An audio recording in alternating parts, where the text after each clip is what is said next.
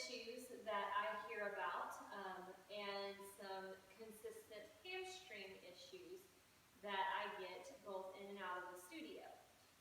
This is the first in hopefully a series, so keep coming back and we'll go through some other hacks that I've learned along the way. So the first hack I'm going to talk about is crampy hip flexors. So a lot of times folks will say, I feel a lot of tightness in my hip flexors whenever I squat or bend at the hips and bend at the knees. So what that is, part of what the reason could be, is the overactive TFL.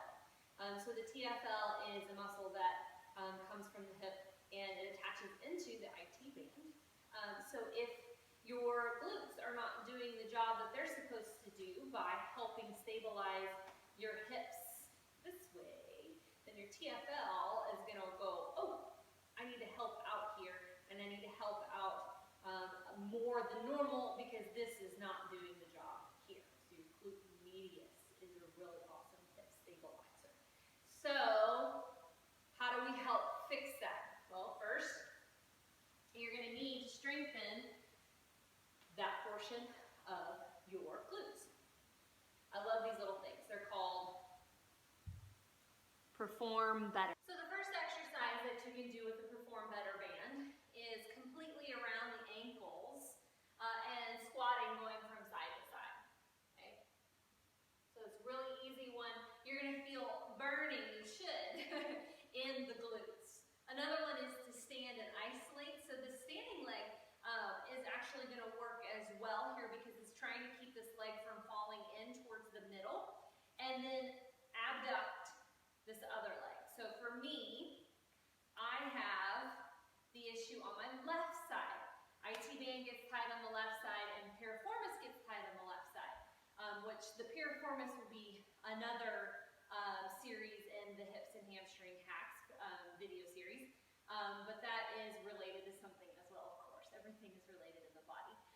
You can also take the band around the knees, lay down on the side, and everybody's favorite clamshells. Just like that. Okay? So, trying to keep that TFL from getting crampy or from overworking, one of the things that you need to do is to activate the glute medius. And there's also a way that we do this in yoga as well. So the second hack today is going to be on hamstrings.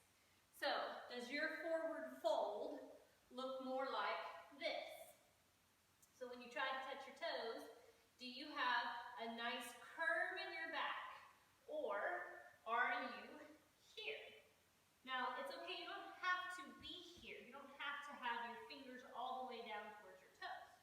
But some people are like this, and some people are like this, okay? So this would be a lot of flexion in our spine, and this would be a lot of excessive extension in the spine, okay? So if you are like this, here is your first hamstring hack. Get a rolled up mat. Place the heels on the mat. So elevating the heels helps get you a little bit more forward, and then bend the knees. Nice and generous bend in the knees, and then drape your upper body over your thighs. Then press like you're pressing out, like you're trying to spread the mat with your heels, but you're not actually going to move your feet. Keeping a generous bend in the knees. You don't want to be like this, but you don't want to be locked out. Just a little bend in the knees. You want to try to lengthen forward so that your spine gets nice and long. Fold down, and then see if you can straighten the legs just a little bit more. Again, you don't have to straighten them all the way, because the purpose is that we want to feel the belly of the hamstring stretch. We don't want to feel the attachment there behind the knees, because that's not what we want to stretch. We want to stretch muscle and not where it inserts back here. Okay? So there's your hips and hamstring hacks, version 1. So I hope you join me for my